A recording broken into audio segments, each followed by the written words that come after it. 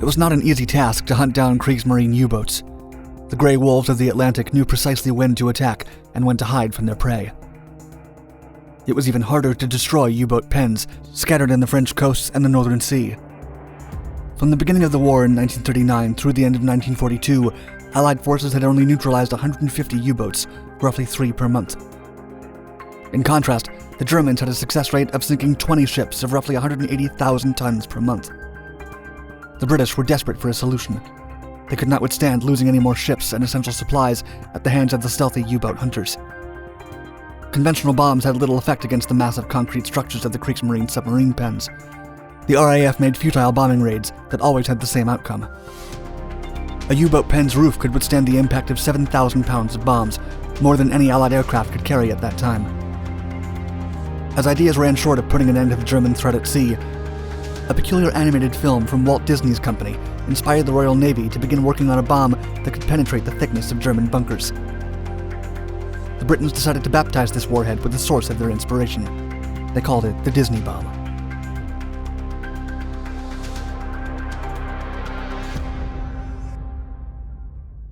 An animated inspiration. After war broke out with Japan in 1941, the Walt Disney Company, under U.S. government directives, began creating animated shorts whose purpose was to appeal to American patriots to enlist and join the war effort. Other production companies, such as Warner Brothers Animation Studios, also created war cartoons. Through a collaboration with the U.S. Army Signal Corps, they made Private Snafu, a series of cartoons aimed to educate and boost morale among the soldiers. The character became one of the most beloved and well-known cartoons created during the World War II era. Many of these shorts were transmitted in Allied camps across the barracks of Europe, Africa, and the Pacific. In such videos, just like posters, magazines, and other media content forms, the Axis were portrayed as savages and purely evil. The Axis, in return, did the same. It was standard war propaganda at its finest. And it was from one of these types of shorts from which a group of Royal Navy officers got the idea of developing a revolutionary bomb. The film in question was called Victory Through Air Power, released in 1943. In the animation, a fictional bomb penetrates a thick concrete German bunker with ease. It explodes in a U-boat pen, dealing the Germans a heavy blow. It's said that after watching the film, a group of Royal Navy officials had a eureka moment and decided to create such a bomb, if it was possible, with the technology they had at the moment. They called this imaginary bomb the Disney bomb. Since there was no weapon capable of blowing up U-boat pens, the British Army was desperate to develop anything that could give them the advantage against the Axis. Germany's fortified bases and U-boat pens were scattered all over Northern Europe, built with more than 5.7 million cubic yards of concrete. These pens were part of a series of fortified defenses the Third Reich created to guard Europe against an Allied offensive. It was called the Atlantic Wall. Royal Navy officer Captain Edward Tyrrell is considered the visionary of the Disney bomb. He was part of the Directorate of Miscellaneous Weapons Development when he got the idea with the other officers. Tyrrell filed several patents before the war as an inventor, including a vegetable peeling knife and a bottle for fountain pen ink. He had a sharp eye for creating things that had immediate use in response to a solution. The Disney bomb was one of them.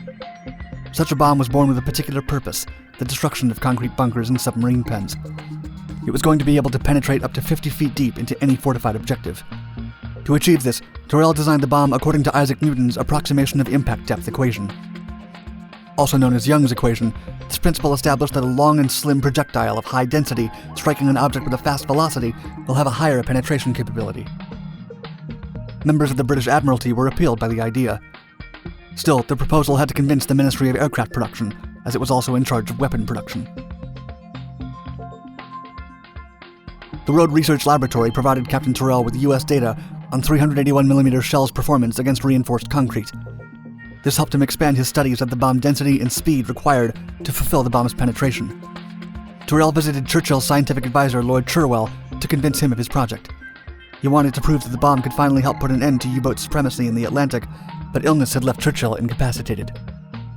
In January 1944, months before Normandy's invasion, Churchill finally expressed his approval for Tyrrell's project. He encouraged the U-boat committee to approve the bomb. Many officers supported the idea. Some even said, quote, "It will be a game-changer for complete sea dominance." It was true. The U-boats were the only thing that stopped the Allied forces from complete control of the seas. Tyrrell was approached by the Air Technical Section of the U.S. Air Corps to further take his project. he showed the Admiralty a mock-up under the wing of an American B-17 Flying Fortress. It was May 1944, and all the attention was focused on D-Day and Operation Neptune. It would not be until 1945 when the Disney bombs would show their power. British-made, American-equipped. The Disney bombs were a British invention, but they would only be used by the U.S. Air Force. No RAF Bomber Command ever used them during the war. The project was part of the exclusive cooperation agreement between the U.S. Air Force and the British Royal Navy. The B-17 Flying Fortresses were the only aircraft capable of carrying such bombs. The B-17s carried Disney bombs in pairs. As they were too big for the bomb bay, one had to be carried under each wing. Cameras were fitted to the aircraft so that each bomb's trajectory and its effects upon impact could be recorded. Testing began in the first days of 1945 in Southampton. With the footage recorded from the cameras above the B-17s, engineers were able to gather data related to the Disney bomb's trajectory, accuracy, and impact effects. Calibrations were made to increase the accuracy and the flight path of the rocket-accelerated bomb. To increase the speed and thus impact the rocket's power, the Disney bomb was upgraded. The Allies hunt the hunters. The first Disney bomb attacks occurred in February and March 1945. The objective was in the port of IJmuiden, Netherlands. The site had 2 fortified pens. The Kriegsmarine housed Schnellboote U-boats. One of the pens was protected by a 10-foot thick concrete roof. The second pen had 12 feet of concrete with a 3-foot layer separated by an air gap.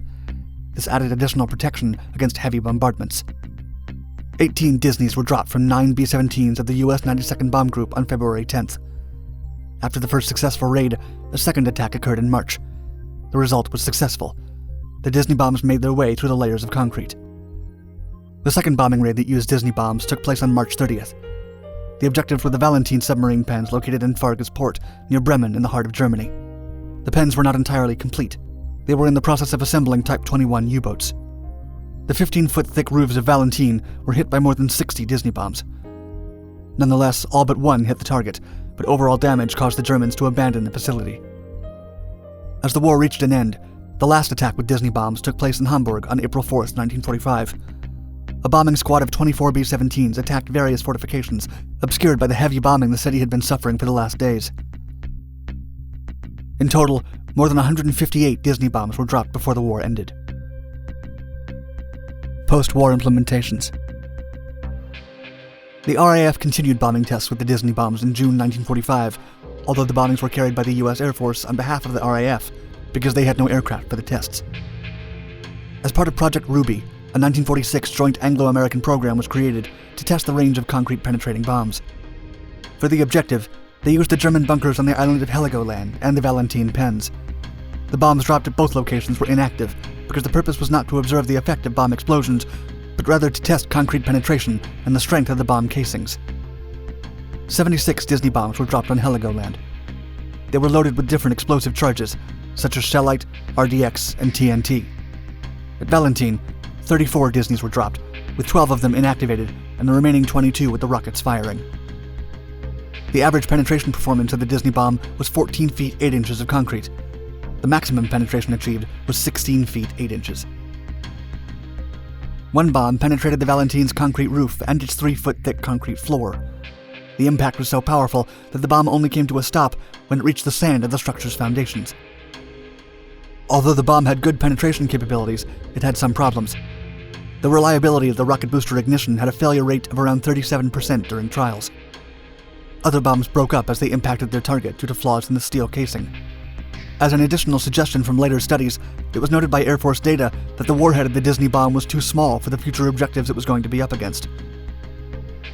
To successfully hit a large fortified facility, such as the Valentine pens, more than a dozen bombs would be required to get the desired effective penetration and destruction of the objective. More than 70 years after the tests of 1945, on January 27, 2009, the remains of an inactive Disney bomb was found in the roof of the Vatten bunker in France, the first place in which the US and British conducted tests.